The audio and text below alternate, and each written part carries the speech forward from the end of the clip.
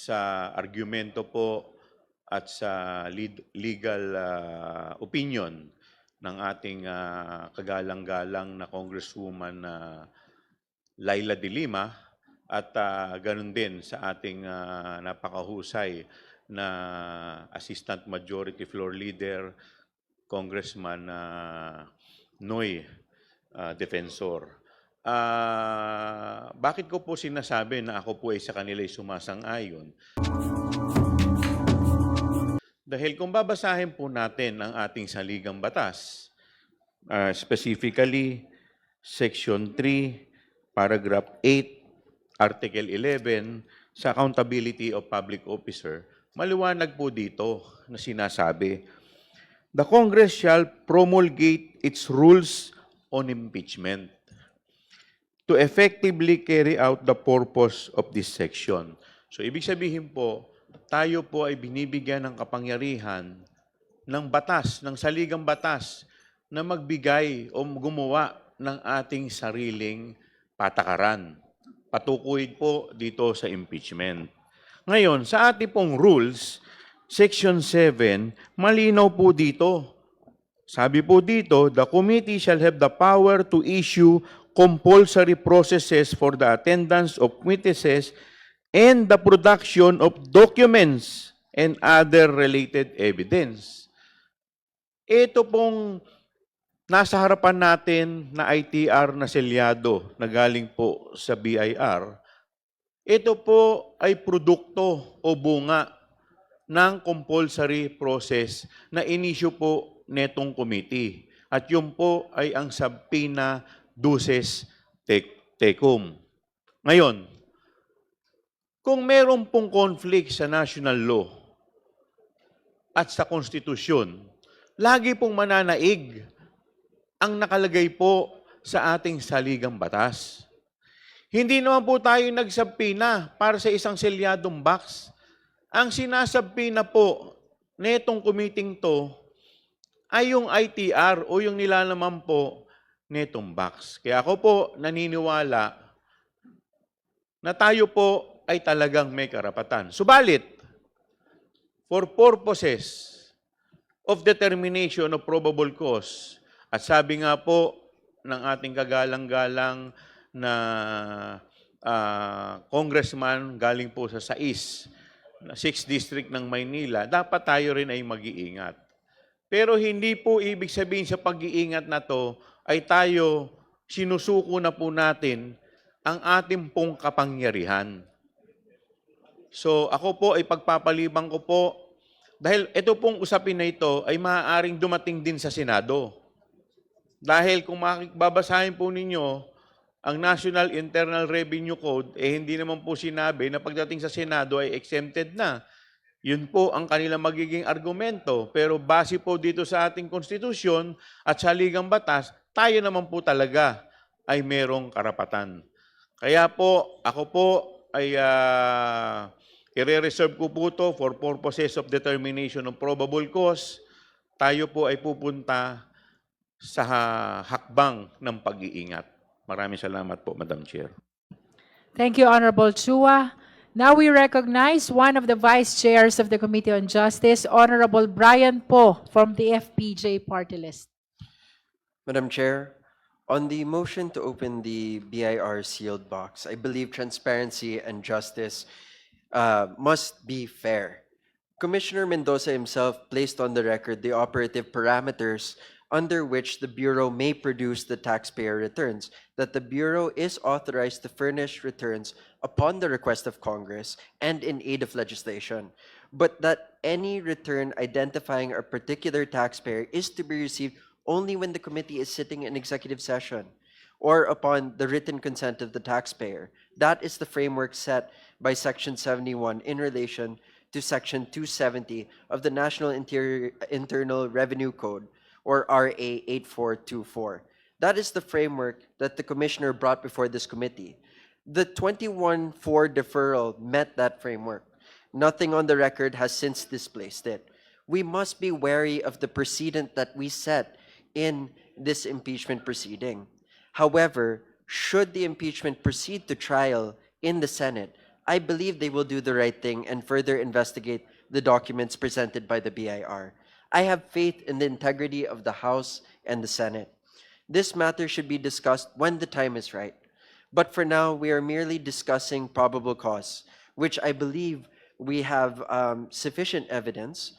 The AMLAC reports referencing 6.77 billion in transactions. And for those reasons, Madam Chair, I feel that maybe this may not be the correct time for the opening of this box.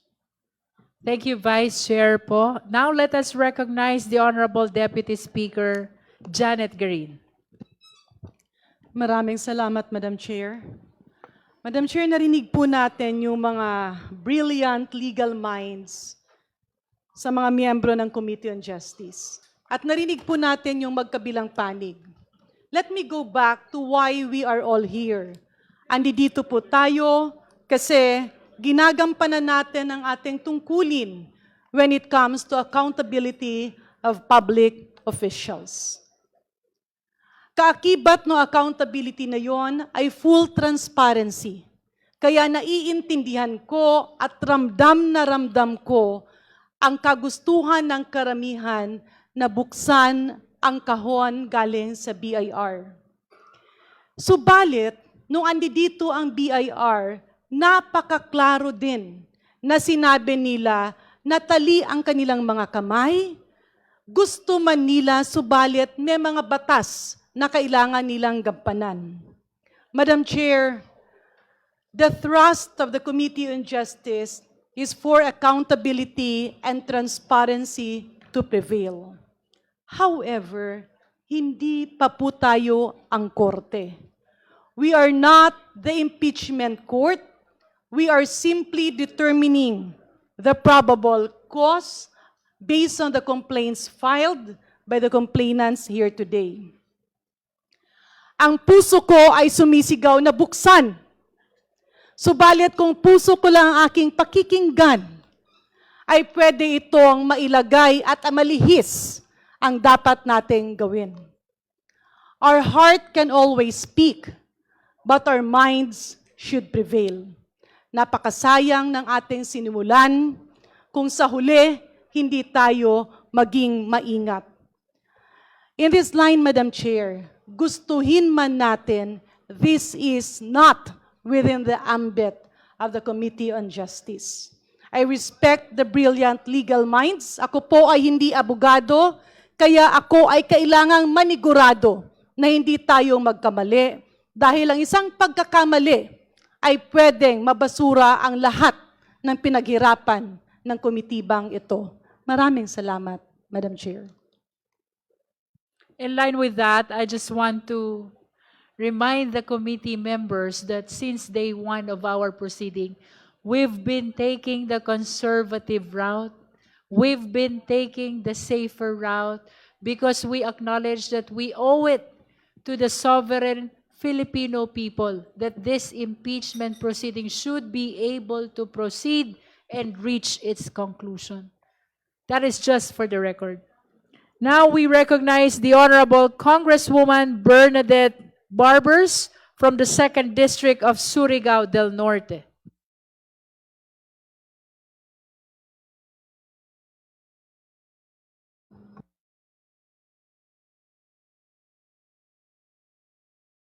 Good morning, Madam Chair. May clarificatory question po ako kay This is for? The question is NBI? addressed for. We are not yet on the NBI. We're still on the question of whether to open or not. This box, would you like to be called during the time of the NBI? yes. Later. Thank you, Honorable Barbers. We will be proceeding to recognize the Honorable Congressman Jude Asidre from Tingog Party List. Madam Chair, allow me to speak for the many who are probably listening to our proceedings today. Sa mga nakaraang pagdinig, malinaw na nakita natin na ang mga hindi pangkaraniwang financial transactions na na-flag ng AMLAC. Kasabay nito, nasuri din natin ang mga SALN kung saan inilahad ang mga negosyo at business interest ng pangalawang Pangulo at ng kanyang asawa. Batay sa mga datos na lumabas, kapansin-pansin na ang nakakarami sa kanilang mga negosyo ay hindi kumikita at sa makatuwid ay hindi maaring maging pangunahing pinagmulan ng kanilang yaman. Kung ang pahayag ng pangalawang Pangulo, Madam Chair, ay ang bawat sentimo ng kanilang yaman ay nagmula sa mga lehitimong pinanggagalingan at may sapat na dokumentasyon, mas lalong magiging mahalaga na makita at masuri natin ang mga dokumentong ito. Hindi po ito usapin ng pagdududa lamang. Ito po ay usapin ng pagtitiyak. Sapagkat ang katotohanan, Madam Chair, kapag may sabat na batayan, ay dapat hindi kinakatakutan, ito ay nilalahad.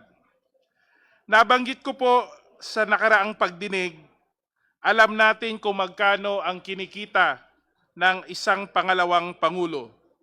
The Vice President's salary is a matter of public record. Nakita rin natin na ang mga negosyong nakasaad sa SALN ng ating pangalawang Pangulo ay palugi at hindi kumikita, kaya hindi maaring maging sapat na pinanggagalingan ng mga malalaking yaman. At bagamat walang dineklarang cash deposits, nito nakaraang pagdinig kinumpirma ng AMLAC ang 18 suspicious transaction mula sa kabuuang 6.7 billion covered transactions. Ito ay malinaw na pagpapakita na may mga bahagi pa ng kwento na kailangan pang punuan. Kaya Madam Chair, mahalaga na maihambing natin ang lahat ng ito, yung SALN, ang mga na-flag na transaksyon, at higit sa lahat sa mga income tax returns sa isinumite ng Bureau of Internal Revenue. Doon lang natin makikita kung magkakatugma ang kita, ang ari-arian at ang galaw ng salipi. Doon natin masusukat ang sinasabing lehitimong pinanggagalingan ay may konkretong patunay. Madam Chair, hindi po natin ito masasagot sa mga paliwanag lamang. Hindi po ito matatapos sa mga pahayag. Ang katotohanan ay nasa mga dokumento at ang tanging paraan para maabot ito ay ang pagbubukas, pagsusuri at paghahambing ng mga ito. Sa huli, Madam Chair, kailangan nating buksan ang mga dokumentong ito hindi para maghanap ng mali, kundi para maghanap ng katotohanan. Hindi para manghusga, kundi upang makapagbigay linaw, lalong-lalo na po sa mga miyembro ng kumiting ito. Hindi para magdulot ng ingay, kundi para maibalik ang tiwala sa prosesong ating ginagawa. At kung ang lahat ay tunay na ayon sa batas, ang pagbubukas ng mga dokumento ang siyang pinakamalinaw at pinakamalakas na panunay nito. Kaya kung walang itinatago, Madam Chair, dapat walang ikikinakatakot.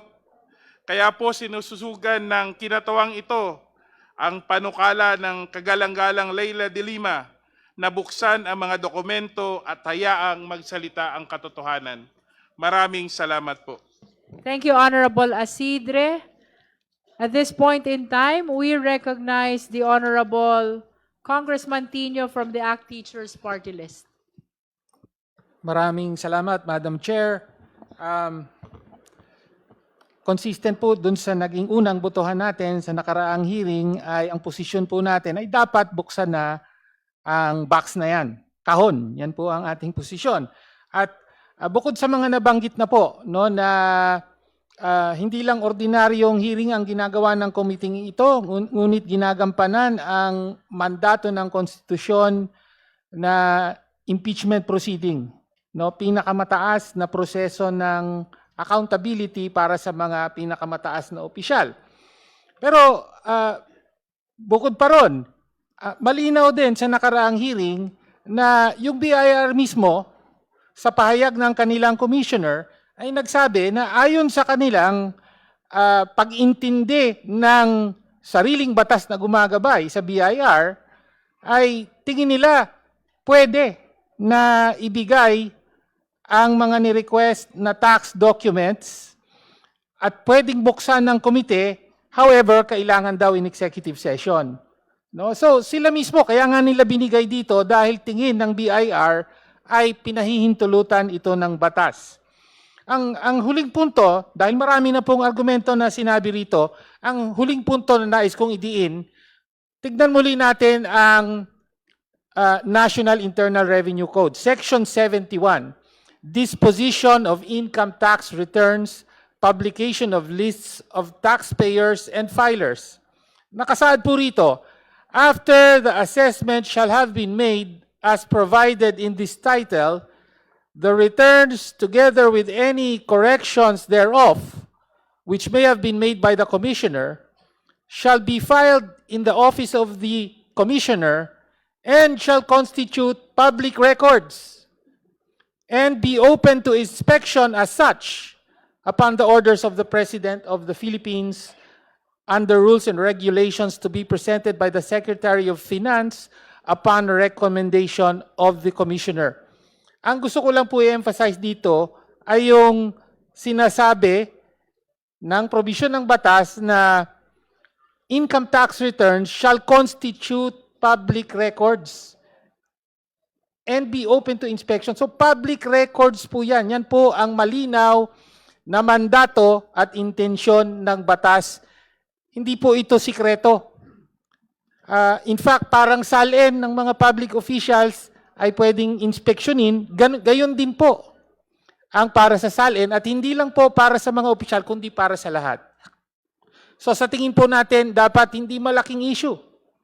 No, lalo pa sa isang impeachment proceeding na buksan at suriin ang nilalaman ng kahon na yan. Maraming salamat, Madam Chair. Thank you, Honorable Tino. Next to manifest is the Honorable Congressman Eming Pascual from the 4th District of Nueva Ecija. Thank you, Madam Chair.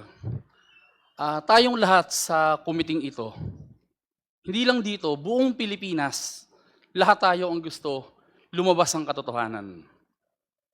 But we must also be mindful of our role. Hindi po ito trial. This is not Senate. Our role is limited. Just to determine the probable cause. Kung mayroon tayong sapat na ebidensya na ma-establish sa committee ito, hindi natin kailangan ng iba pang ebidensya. Hindi tayo magsasabi kung guilty o hindi ang Vice President. Pag mayroon tayong naipon na matitibay na ebidensya, testimonya ng mga tao, public records, dali natin sa Senado. Totoo ang sinabi ni Madam Chair, Jinky Luistro. Ang kahon ang magbibigay ng linaw sa lahat. Subalit, sumasang-ayon ako kay Congressman Benny Abante na sa takdang panahon sa Senado, doon natin ito buksan. Opening the box now may blur the line between our function and that of the Senate. Dapat hayaan natin sa Senado buksan ang kahon. That's all, Madam Chair. Salamat. I just want to place on record that the position of the endorsers are divided. While the endorser of the Sabalia et al. Complaint is moving to open the BIR box, the endorser of the Cabrera complaint is moving not, it's not still a motion, but your position is not to open the BIR box. I think this is one question before this committee. We're hearing your manifestations really. I can say that the committee is totally divided. Nonetheless, let's continue to hear the position of the other justice members. Madam Chair, Chair. may I be recognized? There is a list, Honorable Jokno. I will be calling you after the Honorable Degamo. Thank you. Madam Chair, may I be included in the list? Ma'am, here. Here, ma'am. Here. May I be included in the list? Honorable Fortes, I will be listing you down after Congressman Jokno. Thank you, Madam Chair. Thank you. Madam Chair, I Bef- have... There's a list. It's not yet your turn, with all due respect. Sorry po. Yes. The list is very sacred. I will be listing down Kong Elago, Kong Matibag is already listed. After Kong Eming Pascual, we now recognize the Honorable Congresswoman Ann Matibag from the 1st District of Laguna. Thank you, Madam Chair. While I understand understand the sentiments of our dear colleagues, Madam Chair, I just want to stress that there is a rule or may exceptions, pero this is not unlimited. So we stick with the rules under the NIRC. Pwede lamang po natin buksan ang mga dokumento kapag tayo ay nasa executive session at gumagawa ng batas. At we are not in the proceeding or in the inquiry in aid of legislation. We have to also protect our members in the House of Representatives, also our government officials from the BIR. Nagkaso na po sa AMLA report, so wag na po natin idagdag ang mga kaso at protektahan natin ng ating batas at ang ating mga kasamahan. Huwag na po sana natin ipilit na buksan ang mahiwagang box na ito, Madam Chair. Thank you. Thank you, Honorable Matibag. Now we recognize the Honorable Deputy Speaker J.J. Suarez from the 2nd District of Quezon. Thank you very much, Madam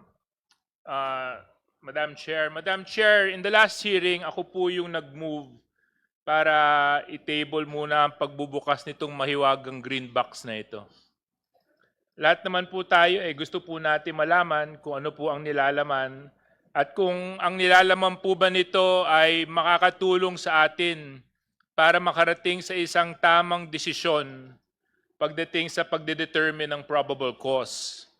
Napakinggan ko po ang posisyon ng maraming mga legal luminaries natin na kasama natin ngayon dito sa ating hearing.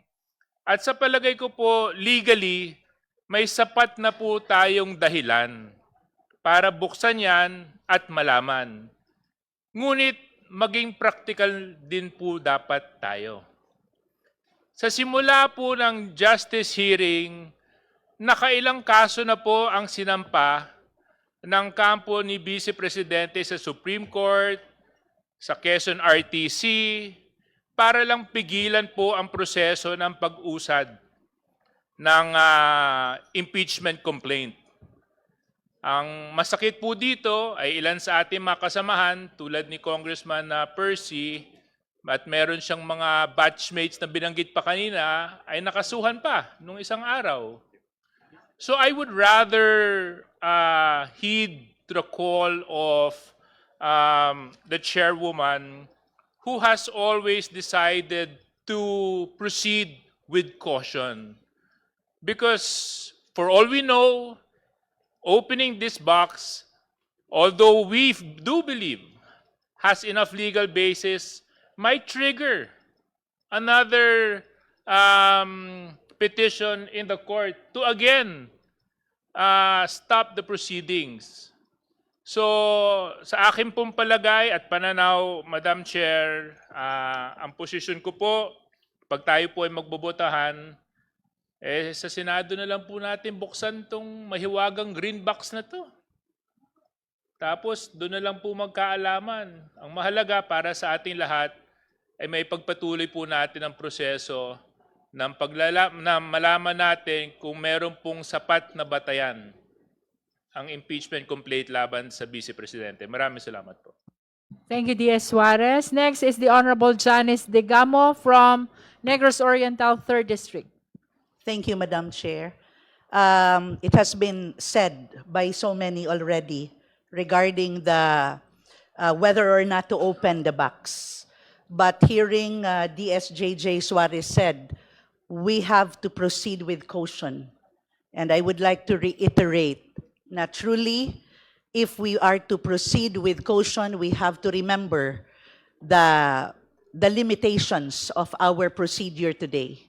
First, the procedure we are doing today is not in aid of legislation. It is an impeachment procedure. Second, it has to be in an executive session, which is also not happening. And thus, since I am not a lawyer, I would like to stick to what is being said and let the next stage proceed. Sa Senate na lang po siguro talaga. Maraming salamat po. Thank you. Next is the Honorable Congressman Lordan Suwan from Cagayan de Oro, 1st District. Madam Chair, I would have to ask what is the direct connection between the ITRs of the Vice President and Attorney Manscarpio and the articles of impeachment? Because the articles charge confidential funds, irregularities, threats, SALN violations, destabilization, and none of these are proven or disproven by a personal income tax return. The ITR adds marginal evidentiary value at most. Actually, hindi po ako tutol sa transparency. Tutol po ako sa pag-bypass ng protection ng batas na nakalatag mismo doon. Kung gusto natin tingnan ang ITR, may paraan po. Executive session, Section 71, which requires the permission of the President himself, may mga safeguards. Hindi natin sisirain ang batas para patunayan ang isa pang batas. And of course, there's a basic rule of statutory construction, Madam Chair. Express enumeration excludes the unmentioned. And the exceptions do not mention impeachment at all. So the statute, when it was amended in 2010, had every opportunity to insert, quote unquote, or upon order of either the House of Congress or either House of Congress in aid of legislation or upon order of the House Committee on Justice in impeachment proceedings. Hindi nilagay eh. So I believe the omission is deliberate and exclusive. Madam Chair, if there are still uncertainties as to the legal basis and necessity of opening this box, then I think it would be imprudent for us to open it at this stage. These are protected by law, and any disclosure must be clearly and unquestionably authorized, not based on assumptions or discretion. So you are joining the position of Honorable De Lima? No, I am against You are the position. not to open. Yes, Okay. Madam Chair. Next is the Honorable Chel Jokno from the Akbayan Party List. Thank you, Madam Chair. First of all, to be clear, ako'y naniniwala na may kapangyarihan ng Committee on Justice na buksan yung kahon na yan. But to me, the crucial question is, kailangan ba natin buksan? The question is in relation to the determination of probable cause. And if we are talking about probable cause, para sa akin ay nandyan na ang ebidensya. Sapat na yan para makapag-determine na tayo kahit hindi natin bubuksan yung kahon na yan. Meron pong kasabihan sa batas sa ex abundante cautela, with extreme caution. And out of the abundance of caution, I believe that it would be more prudent for us to leave this to the Senate to decide whether to open the box or not. Thank you, Madam Chair. Kong Chel, you're not joining the position of Kong Laila. For once, I think For we have once. some disagreement. That is for the record, for once. For the first time. Split decision. Now let us proceed to recognize the Honorable Sara Ilago. Maraming salamat, Madam Chair. This representation from Gabriela Women's Party also joined the position of the Honorable De Lima and our colleagues from the Committee on Justice who are in favor of opening the box. Nasa kapangyarihan ng Committee on Justice na buksan ang box na ito at kung kakailanganin na tayo ay magkaroon ng executive session, bakit hindi natin gawin? Kung ito ay makakatulong sa House Committee on Justice nang sumusunod sa ating sariling rules of proceedings sa hahawak at sa pag-initiate at pagsisimula ng mga impeachment complaints. Sang-ayon sa ating rules at habang naka-executive session at kung makakatulong sa ating determination ng probable cause, dapat gawin natin ito. Hindi biro ang ating kinakaharap, nasa pangalawang pinakamataas na posisyon ng pamahalaan ang may nakahain na impeachment complaint. Kaya't napakahalaga na mabusisi natin ang bawat dokumento na may kinalaman doon sa ating responsibilidad na ma-determine kung sapat ba ang probable cause para ang impeachment proceeding na ito ay magtuloy-tuloy. Para sa interest ng transparency, para sa interest ng accountability, Madam Chair, kinakailangan ho natin buksan ang box na ito. Hindi po dapat tayo magpatinag, hindi po dapat tayo umatras at kinakailangan natin gamitin ang kapangyarihan ng Committee on Justice sang-ayon sa konstitusyon na magpatuloy sa impeachment proceeding na ito at gawin ang lahat para matiyak na malinaw ang batayan sa pagpapatuloy ng impeachment proceeding na ito. Maraming salamat, Madam Chair. Thank you. Any other justice members who wish to manifest on the Honorable SDML, Lawrence Defensor? Madam Chair, I requested to be listed. Sorry, with the indulgence of Honorable Defensor, let us acknowledge, recognize the Honorable Wowo Fortes. Pasensya na po. No problem, Madam Chair. Madam Chair, we are currently at the stage of the determination of probable cause. And in doing so, we have accepted the fact that we are not a trial court and therefore restricted by certain rules. Even testimonies and affidavits of direct witnesses cannot be examined beyond the corners of your affidavit, meaning no probing questions are allowed during this stage of the proceedings. And with that restrictions, I would understand that the NIRC Section 20, Paragraph A is very clear on the restrictions on the opening of the box. And the exercise of restraint, I would suggest that we limit our proceedings within the four corners of the provisions of Section 20, Paragraph A of the NIRC. Furthermore, my seatmate here, Congressman Abante, has a very persuasive argument that has legal and biblical basis. The legal basis I fully understand being a lawyer, and the biblical basis I further fully understand as I have studied for the priesthood sometime in the past. With that, Madam Chair, thank you very much. Maraming salamat po, Honorable Wowo Fortes. Now we proceed to the Honorable Lawrence Defensor, our Senior Deputy Majority Leader. Salamat pong muli, Madam Chair. 6 na beses ko pong narinig ang word na cautious o pag-iingat. At sang-ayon po akong dapat mag-ingat tayo at maging cautious tayo. Dapat po maging cautious at mag-ingat tayo na dapat hindi mangyari na ang simpleng batas o ang simpleng statute tulad ng tax code or the National Internal Revenue Code ay payagan nating mag-undermine ng ating saligang batas o pinakamataas na batas sa buong bansa.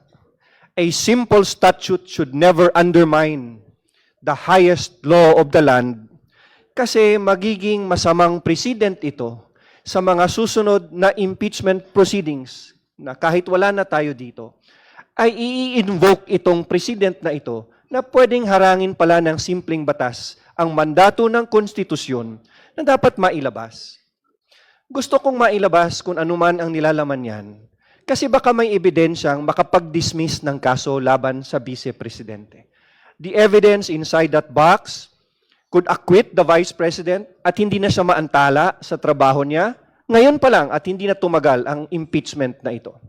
Baka meron ding ebidensya na makagpapatatag pa ng ebidensya at makakakumbinsi pa sa miyembro ng mga komitibang ito para mas maging matatag ang kanilang pagboto. public office is a public trust. At naniniwala ako na in every move that we take, it should always be the Constitution and the spirit of the Constitution that should govern our proceedings in this committee. Maraming salamat po, Madam Chair. Thank you. Madam Klaro Chair. naman yung posisyon ni Kong Dilema as well as SDML Defensor. Madam Chair. As simple as the Constitution is paramount.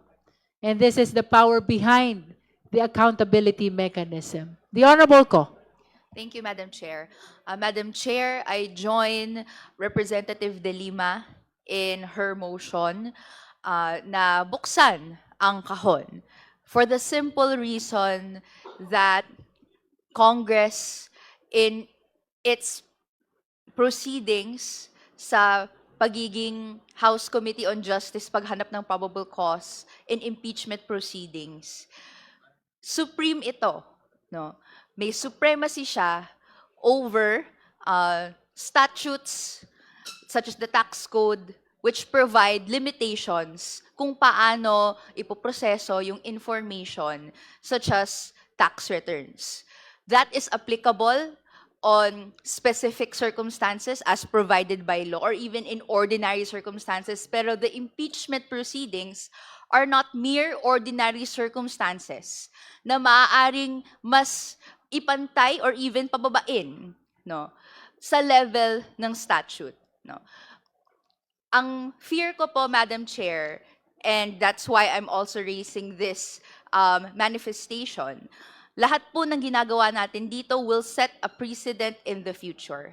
Should there be similar impeachment proceedings kung saan tatanungin ano yung extent ng kayang gawin ng House Committee on Justice, they might look on April 29, 2026 at ang desisyon ng House Committee on Justice na mas limitahan ang kanyang kakayahang mag-imbestiga, no, ng naaayon doon sa pag-establish ng probable cause ng impeachable official.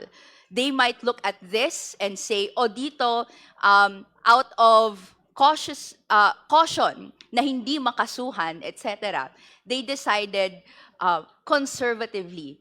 And if continuously in history we will decide conservatively, mas lilimitahan at mas lilimitahan yung kapangyarihan ng hindi lang po ng House Committee on Justice, pero ang pagtingin ko and ang pag-appreciate ko din, this branch of power, the legislature.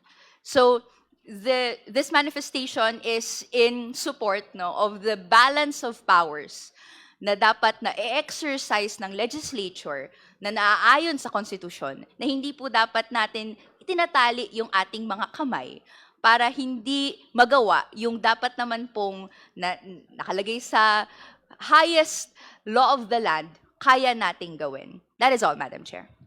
The last justice member to manifest on this is Congressman Terry Ridon from Bicol Saro Party List.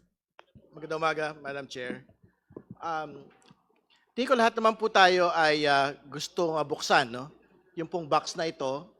Una, dahil nakabatay po ito sa constitutional power natin po bilang impeachment proceeding to subpoena documents like BIR documents. Pero ang kailangan po natin pagpasyahan ngayon, sapat na po ba ang mga ebidensyang inilatag ngayong araw po na ito para magkaroon ng finding of probable cause on unexplained wealth?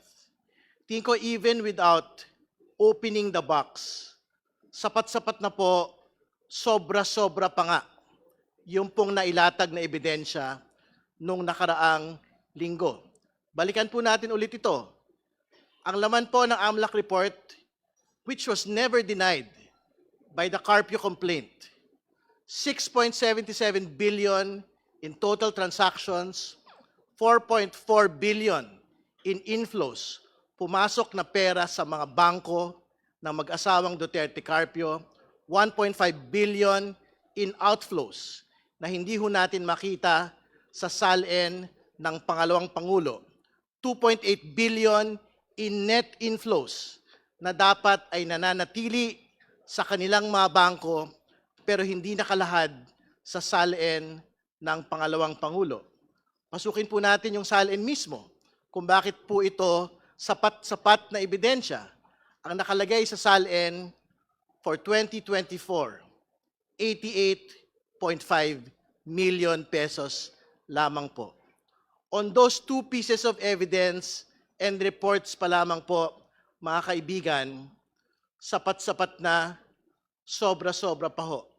Ito pong finding of probable cause. This particular section of the impeachment proceeding will go straight to the Senate. Sigurado po tayo dyan. At I'm quite certain that this box will be opened at the level of trial. So, Madam Chair, tingin ko kung wala naman na po nga kailangan pa hong pag-usapan, magandang pagbotohan na po natin ito pong bagay na ito. Maraming salamat po. Our parliamentary status, the Honorable De Lima already moved to open the BIR box. And then Madam we Chair. heard the different positions of the justice members. And we continue to hear because I could see members still raising their hand. Madam Chair. Can we call Honorable Marcoleta first? Honorable Marcoleta is a non-member of Justice Committee, but of course, we recognize her opportunity to manifest her position as well. Thank you, Madam Chair. Thank you for highlighting my being a non-member of this committee. But I nonetheless, highlighted also that I have you every have right the to speak. privilege to manifest your position. Thank you po. Because that is according to our rules, Honorable Marcoleta. Including the highlighting of being a non-member. Kasama po yun. The rule that non-members cannot raise a motion and cannot vote, but they Opo. can manifest. And that is observed in all committees in the House of Madam Representatives. Chair, I did not say that I'm about to make a motion. Wala nung po akong sinabi. Anyway, ma'am, magandang hapon po sa Madam sa, Chair, sa Madam committee Chair. na ito. Madam Chair, Is that a point of order? yes, not really point of order. I just would like to find out if he is a she or a he because you have been mentioning her. Point of order, Madam Chair. Let's allow Congressman Marcoleta to proceed. All right. Honorable Marcoleta is recognized. You may proceed. Madam Chair, Gusto I ko just would bang- like to make it clear. He is he. He is he. I stand Is not corrected. in order, Madam Chair, because I just want to make, because you said twice her. All right. So I I'm would like to addressing find out him. if she is a she or a he. Madam is Chair, make a ruling and allow Congressman Marcoleta to proceed. As a response to proceed, the to- Honorable Abante, we are addressing now Honorable Marcoleta as he, him, his, and the chair therefore stands corrected. You may proceed, Honorable Marcoleta. Thank you, Madam Chair. Thank you for that clarification, Bishop Benny Abante. Ewan ko kung is that germane to this hearing. Anyway, magandang araw po, ginang Madam Chair at sa mga kapita-pitagang miyembro ng committee na ito. Marahil ay inaasahan nyo na ako po ay magbibigay ng manifestasyon para tutulan ang pagbubukas ng box na yan mula sa BIR. Ang katunayan po, ako po ay hindi tututol. You may go ahead and open it all you want. Sabi nga ni Madam Chair, hawak niya ang bit. Sino ba naman ako para pigilan ito? Sabi nga ng kanta, huwag mong bibitawan. Huwag niyo nang bitawan yung box. So I dare the committee to open the box, but with a caveat, siguraduhin niyo po na hindi kayo nakalalabag sa batas. At sinabi rin po ni Popoy sa pelikula, I deserve an explanation. I deserve an acceptable reason. Siguraduhin niyo po na kung bubuksan niyo yan, mayroon po kayong acceptable reason na naayon sa batas. At ako po ay kaisa niyo rin sa komite na ito sa paghahanap ng katotohanan. Pero sa ating paghahanap at pagsasiliksik ng katotohanan, siguraduhin po natin na tayo po ay hindi nakalalabag sa ating mga batas. Maraming salamat po, Madam Chair. Again, that is a manifestation and therefore it does not deserve or require any answer. Let us proceed. If there are no other members who wish to, the Honorable Sendanya is recognized. Thank you very much, Madam Chair. Ang haba na po na kwentuhan natin kay Basha at saka kay Popoy. No? Nagkaroon na nga po ng sequel ang One More Chance. No? Second chance. Ayan. Pero inuulit ko po, this is a second chance to hold the Vice President accountable for abuse of power at dun po sa pagnanakaw sa kaban ng bayan. At yung second chance po na ito, 2 years in the making.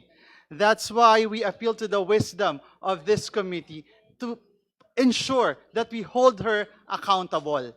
Sabi nga po ng mga kaibigan ko, eyes on the ball. And the ball is ensuring that we get this to the Senate and the Vice President is convicted. And I hope that would guide the committee in making this all-important decision. Thank you very much, Madam Chair. Having heard all the manifestations of the Justice members, we are temporarily suspending our hearing.